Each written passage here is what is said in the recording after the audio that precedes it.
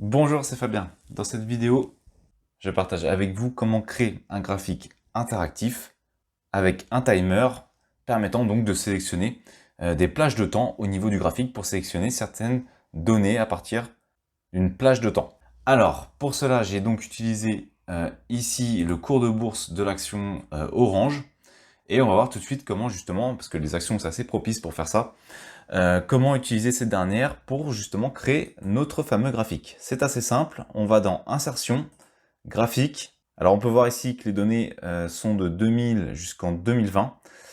J'ai pris de 2000 à 2020. Donc ensuite, une fois qu'on a sélectionné, on va sur Type de graphique, on descend tout en bas, Autre.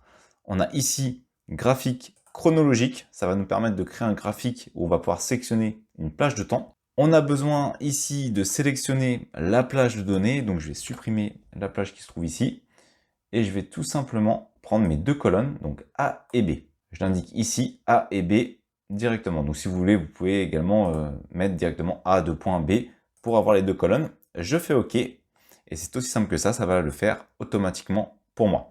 Alors ça prend un petit peu de temps à charger, pourquoi? Parce qu'il y a quand même pas mal de données ici, je crois qu'il doit y en avoir à peu près 5000 cotations. Et on peut voir que de 2000 à 2020, je récupère toutes les données. Si je souhaite ici, je vais l'agrandir pour que ce soit un petit peu plus visible. Si on souhaite ici, par exemple, on peut récupérer les informations sur les 6 derniers mois. On a des petits boutons ici qui se calculent automatiquement. On obtient ici les cotations directement sur les 6 derniers mois. Et on peut voir ici qu'on a le temps qui est sélectionné. Si j'écarte un petit peu en bas, eh bien, on peut voir que ça écarte également le temps. Et donc, ça me permet d'avoir une plage de temps différente.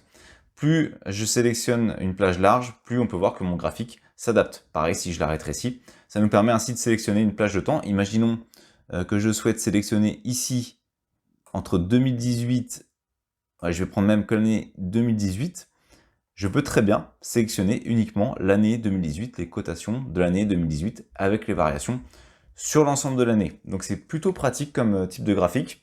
Une fois que c'est prêt, on peut également le publier pour en effet pouvoir par exemple l'insérer sur son site internet si on a un site internet ou le partager avec d'autres personnes. Possibilité également de bien entendu créer une image PNG à partir du graphique. Autre possibilité intéressante, je vais reprendre ma cotation et à côté je vais ajouter une nouvelle cotation, sauf que cette fois-ci je vais prendre Air Liquide par exemple, qui est une autre cotation du CAC 40. J'attends que ça se charge. Je vais récupérer l'ensemble des cotations, je vais faire copier, je vais coller uniquement les valeurs. Voilà, donc là je récupère la colonne des valeurs et je vais retourner sur mon graphique. Je clique sur les trois petits points, modifier le graphique. Je vais pouvoir ainsi augmenter ma plage. Je vais partir sur la colonne C également. Et comme ça va ajouter une deuxième courbe dans l'analyse. Et comme vous pouvez voir, directement, j'obtiens ma deuxième courbe qui correspond cette fois-ci à l'action Air Liquide. Et même chose, je peux sélectionner des plages de temps. Alors par contre, petite particularité quand on en a deux, on va partir sur, allez, 2 ans.